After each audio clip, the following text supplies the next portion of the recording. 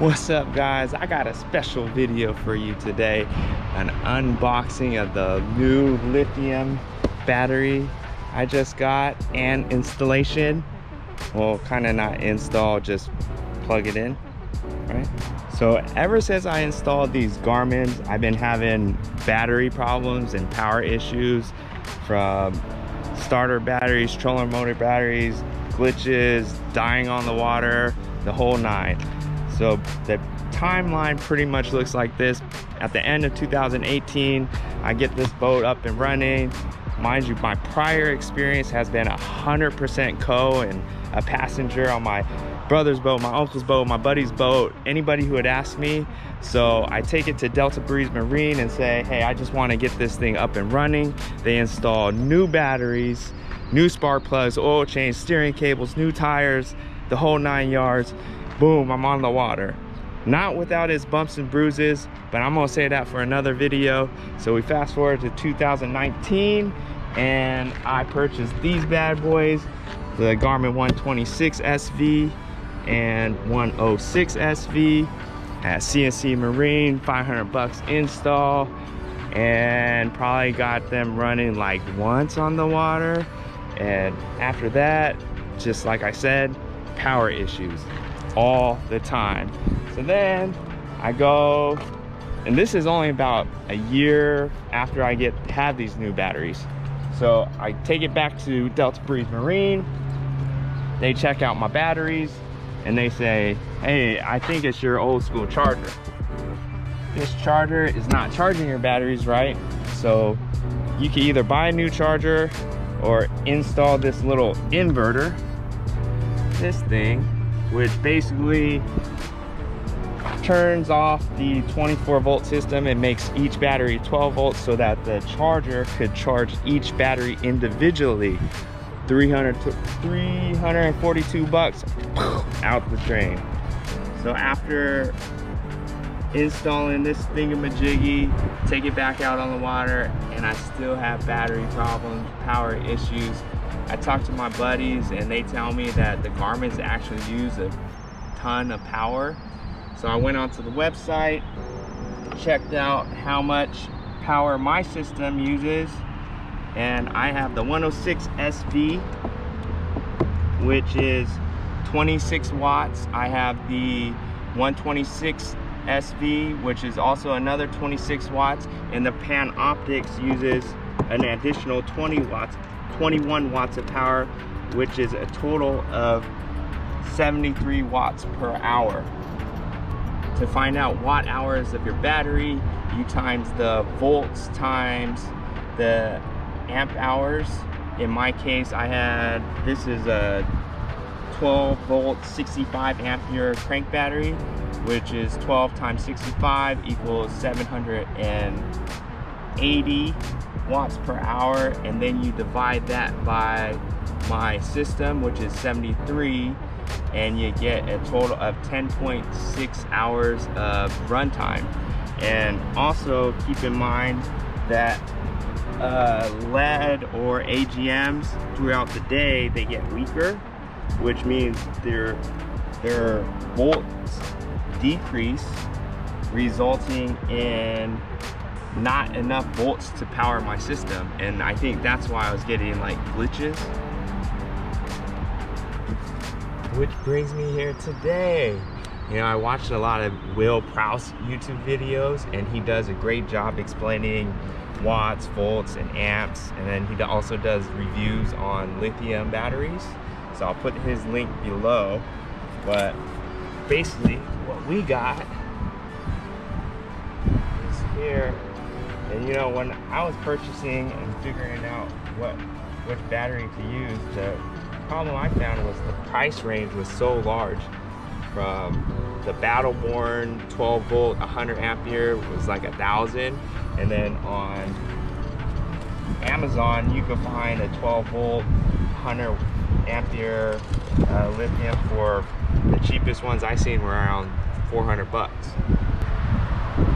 So after watching a ton of review videos and doing my research, I came across this one, which is the Ampere time 12 volt 100 ampere hour battery.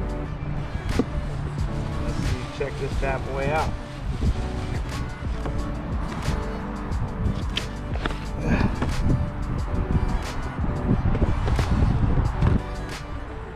So we got the product overview, product brochure,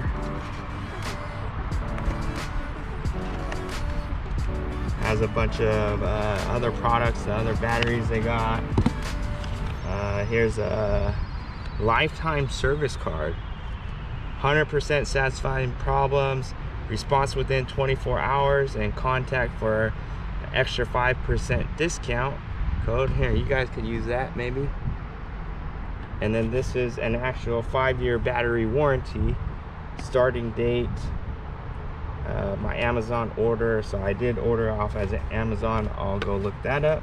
So you want to keep that. And here is the actual manual for this battery specifically, the 12 volt 100 ampere hour lithium iron phosphate battery. So what basically, why I decided on this battery was probably Will Prowse's video.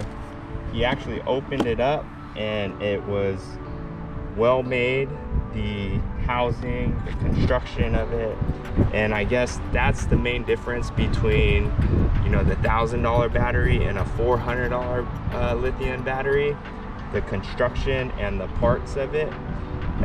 One of the main parts of a lithium battery is the BMS, which is the battery management system, which you could buy them in bulk. They're basically a computer chip they stick in here that, you know, controls the charging or whatever other features you want to use, the Bluetooth, the temperature, shut-offs, all that good stuff. I don't really know that much, but you can watch Will Prowse again. And in here, the only negative that he said about this battery was the temperature shut-off on it. Like, I guess for lithium batteries, they're sensitive to temperature, so if it goes below 30 degrees, I think, and you're charging, it could have permanent damage. And then high temperatures, I'm not sure what it is, it probably says in here, but so what they do with the BMS, they have that in there, which is a temperature gauge, and it will automatically shut off charging once that temperature is reached. So the low temperature shut off in this battery does not work well, and that was shown in his video and also the other Amazon reviews. But here where I'm at, I will probably never be in 30-degree weather or overnight or whether I'm charging. I'm usually Clear Lake, Delta, Berryessa. Maybe the lows would be in the 40s, I think. And if so, then I'll just take it out and charge in my house. So we got this, and we also bought a Noco Genius 10 to charge this bad boy. And I had to do this because I'm still gonna run my 2 lead or my AGM batteries, trolling motor batteries, and use this as my crank battery. We got this battery charger, which is probably the highest reviewed one, and it is a 10 amp hour charger.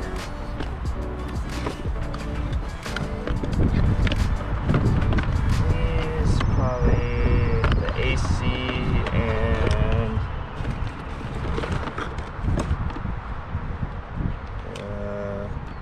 connectors for this,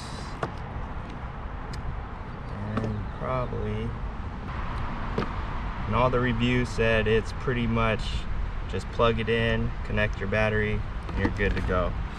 So I'll use that.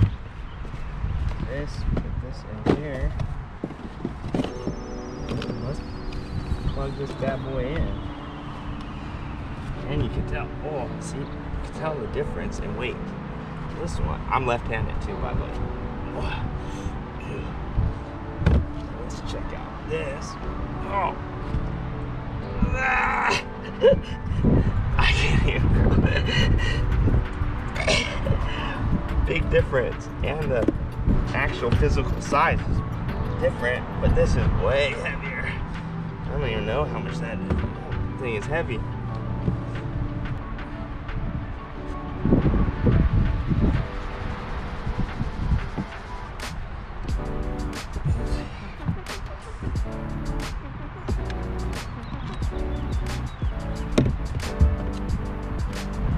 So you guys might ask, why did I only buy one? Well, one, I just spent $342 on this thingamajiggy, so yeah, if I were to buy all 3 lithiums, then that was just a waste of money. And I actually spent another $120 on this deep cycle marine battery, because I went to O'Reilly when I was having the battery problems, and they said that this one was good and this one was bad, so I only replaced one, which I found out later was dumb. So I spent $120 on that, and I guess 2 additional lithiums would have been another $1,000, and I don't really know how this is gonna work and if it is gonna work. So, you know, by this setup, I have 1 lithium for my crank and my graphs, and I'll still utilize the 2 deep cycle for my 24 volts on the trolling motor. I figured I could just unplug the regular charger that went to the crank battery, plug these up, and then it's kind of a hassle, but I'll still have to charge these first and then charge the lithium. And also, yeah, like I don't know about this brand, how it's gonna work. Like, I could have went with the Battleborns, but you know, the Battleborn is $1,000. So if I bought a Battleborn for my crank and then I really liked it and then bought 2 more for my trolling motor, well, that'd be $3,000 in batteries, which is kind of gut-wrenching if you ask me. So this way, if this brand works out and I decide to go with these for my trolling motor battery, well, that's only $1650 for my batteries, which is a lot, but it's not as gut-wrenching as $3,000.